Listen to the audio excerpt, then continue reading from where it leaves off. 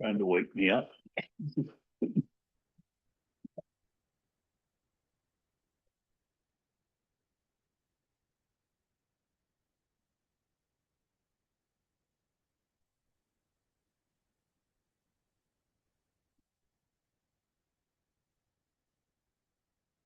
So it being 5:30, Tuesday, January 20th, I call the Board of Selectmen meeting to order. We have a full board tonight. We're going to get right into the public hearing for the water system. We have a federal lead and copper rule that we have to get a bond issued for, and I'm going to turn it right over to our water superintendent. Yeah. So obviously you guys can't see the presentation. You can turn it a little bit if you need to. I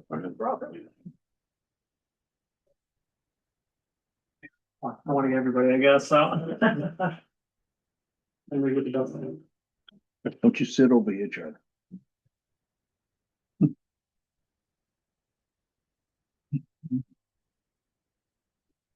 See.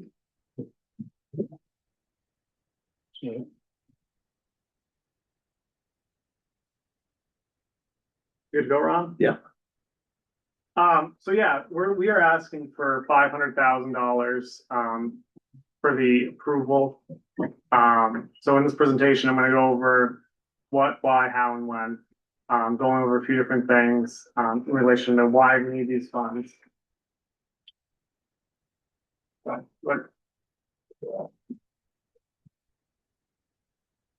So we'll move on to what, why we ask for these funds.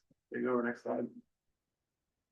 We're currently seeking $500,000. These funds will be used for the identification of unknown service lines. If you look here, you can see what a service line is.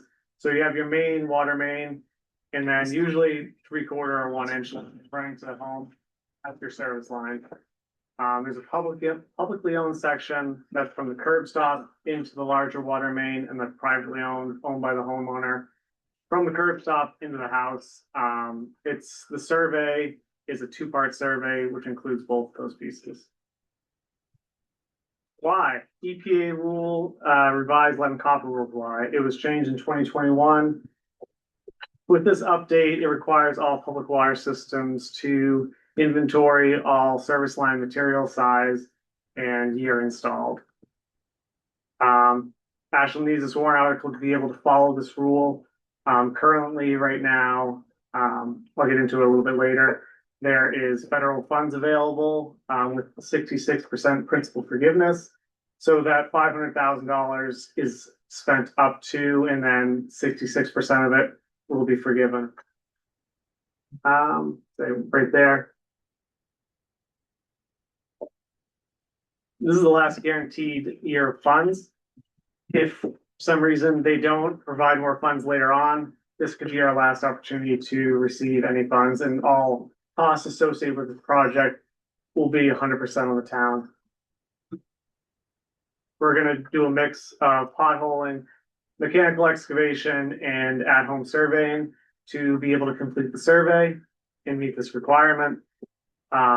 As of last submittal, so this previous fall, we had 208 unknown service line materials. We created a budget based off how many we have, and we included an additional 10% for any unanticipated expenses. So the department has kind of been working at this since 2021, obviously. We had a state issued consultant that looked at our drawings, looked at our tie cards, which are the references to those curb stops that had, some of them had materials, some of them didn't. And we've been doing verification when we dig stuff up and when we go to the in-home inspections. If you want to click on that timeline, Ron. The blue. So the timeline is hyperlinked. Oh, where is it? Yeah, the very last bullet says timeline. Oh, there we go. Sorry. Is it gonna work? I think you have to control and click.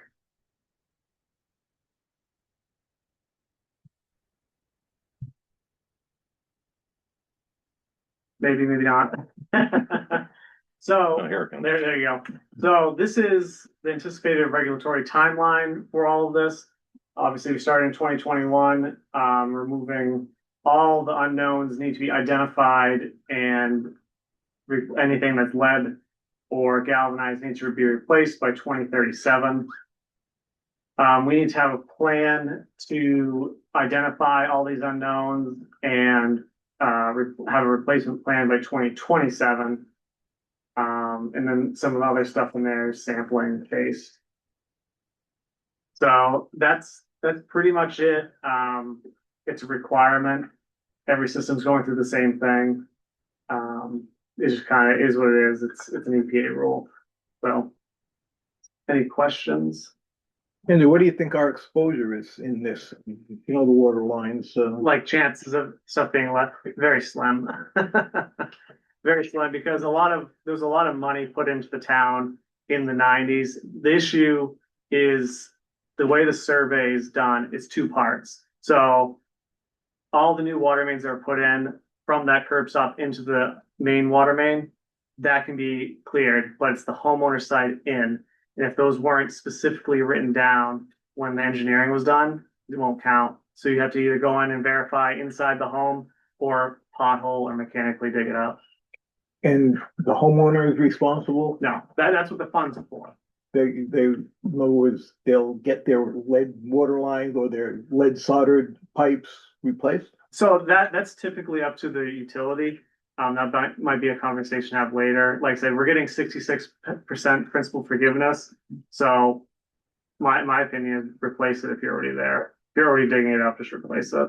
Yeah, And like I said, the chances are pretty slim throughout the entire state.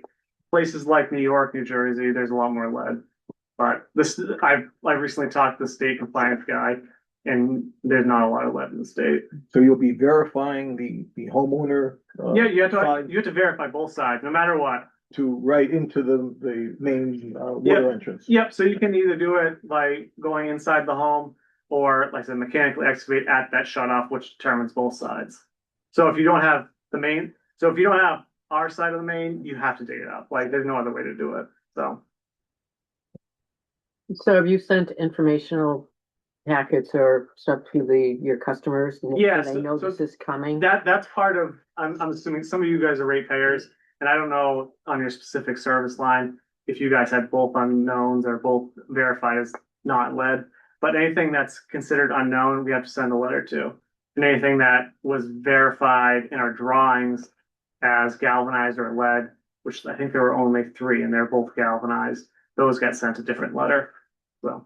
And who has to verify? Who does the verification? Us. It's done by the. Yeah, we can also have customers like I think there's even a link on the website where customers can verify with pictures or whatever. But we've had a lot of people do that, so that's very helpful.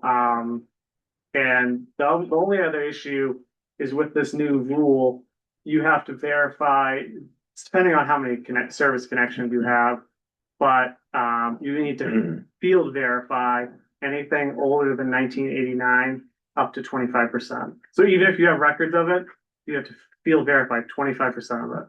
So that's like, I think it's like 70 or something like that we have to do even though we have records for. I had a question that goes along those lines, that they do allow sampling, I think it's like 20% of the connections, if you don't know, is that what we're applying here?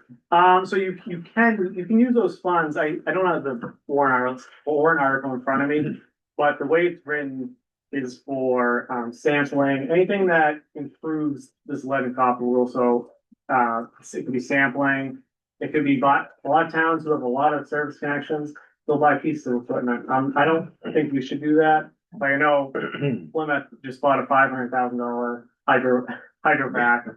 So To do their So pothole. I would say the sampling helps. Yeah, The amount of check there. yes, the city, like I said, part of that, like I said, it's all in the warrant article, but I can't remember specifically the wording, but they're pretty broad with lead money right now because it's a very hot topic, obviously. Now, does the system have any detectable lead or, No, so our lead and copper sample, like I said, the chances are pretty slim. Right. but I want to budget for the worst case scenario, because like I said, the funds aren't gonna be there, or they're not Oh, I guaranteed to be there. understand that. Yeah, Um, it's just frustrating that you have zero lead and they still don't find it. Yep, say, every system in the country is going through it right now, and the billions upon billions of dollars that are spent on this is amazing. Oh, yeah. Yeah. No, I was saying, because we've had to go through that with the, World Services Water Company out here. Fortunately, we're classified as no lead, Yeah, so we didn't have to go through a lot of days. well, what was that system put in? We were in 82. Okay, because So we got the drawings that showed what was in there. yeah, 89 is the cutoff date, so any new water mains after 89 is guaranteed to be no lead, but people Yeah, were. we had some updated drawings from 1990 that Yeah, failed us out. yeah, but you guys are probably able to go inside and get all the rest of them, because like that's, it's two parts. Right, so. and I guess the challenge we have, and you may run into, with the internal piping, Mhm. it's a customer's responsibility. You know, we're having to pull samples now from inside the house. Yep. And it may be the customer's responsibility if they have to replace internal. piping. Yeah, it's really dependent on the water system. Like, I don't know if you guys are eligible for the grant, but, it's definitely recommended.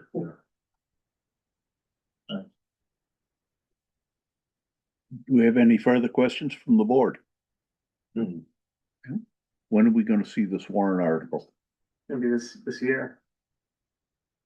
Okay, we have to approve it, correct? Yeah, wasn't part of the warrant articles already? Was it? Okay. Yeah, this is just, You guys read it. this is just a bond hearing. This is the Okay. bond hearing. You already approved the warrant, you already recommended the warrant article.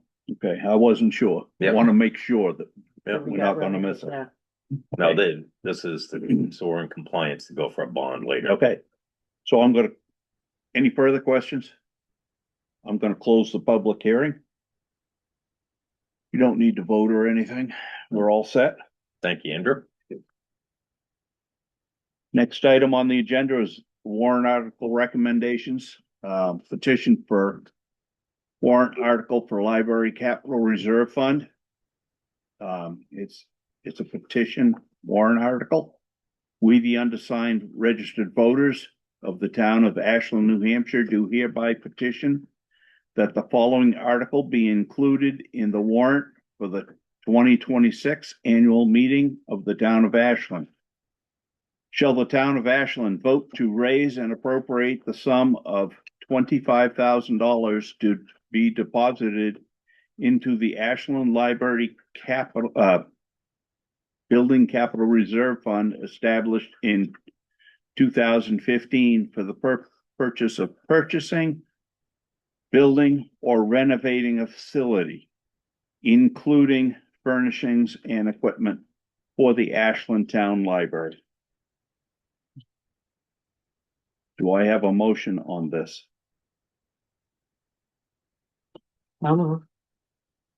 I'll second. So I have a motion and a second. Any further discussion?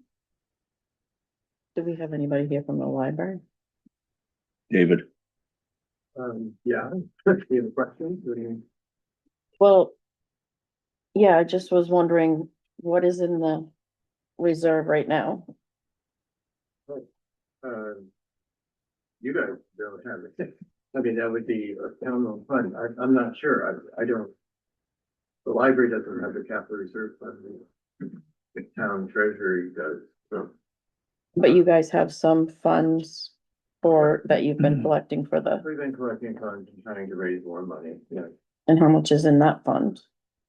I didn't know I was gonna be asked this question, so not a lot, I can tell you that, at this point. I think I have it in the car. I think I'll look for it. They gave it to us on Wednesday. Right, that's what it was, Like 600,000. that's what I Yeah. thought too. I think to get That was with the given four. to, by the anonymous donors. We have that, but the rest of it, I don't know the numbers right now.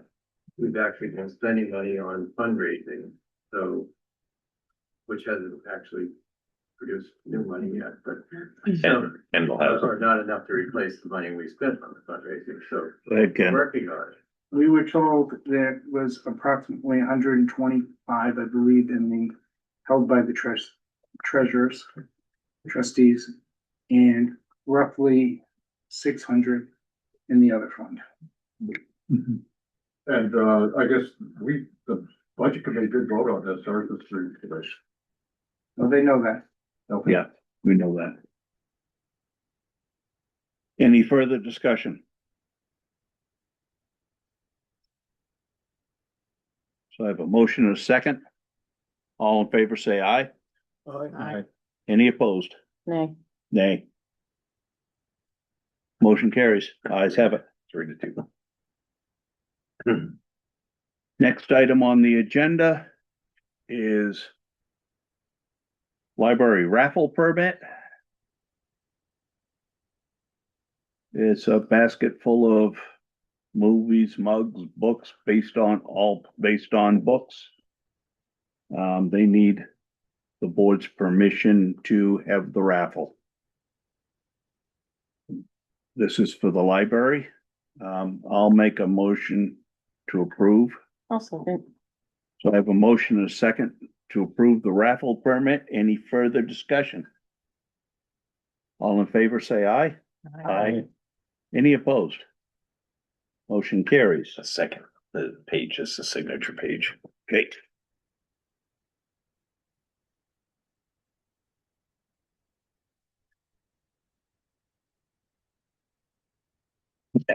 Conference room, I stole it.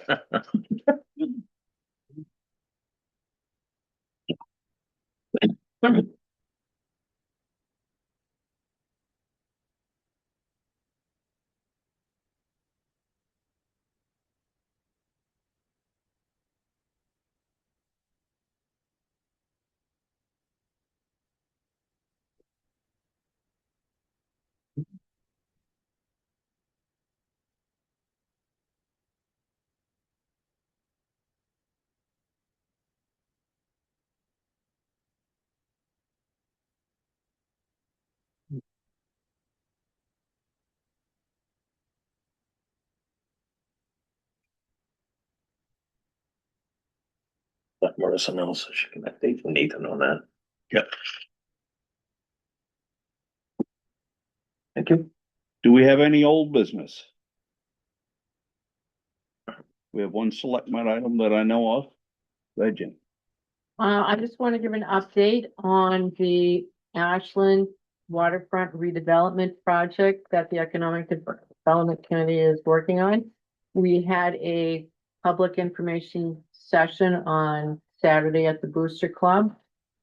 We had 30 to 40 residents or people come to see what we were doing, and listen to us. We feel it was successful. The people seemed to be very, encouraged by what they saw. It was recorded. I looked this afternoon. It wasn't out there yet, but the presentation will be out there shortly on YouTube for anybody who wants to see it. The committee is talking about potentially doing a second public presentation. The date, we're still working on the date, so I don't want to say the dates yet. But I also would like to add that one of the things that we're talking about, because this is a project that we've been approved to apply for a grant, $100,000 grant, of which we get 50,000 from the feds. And then the other 50,000 would need to be raised through the town in a combination of in-kind services, and last resort would be the town budget. But what we are hoping is that we will be able to raise those funds through donations. So it doesn't hit the town. So the town taxpayers don't have to pay it.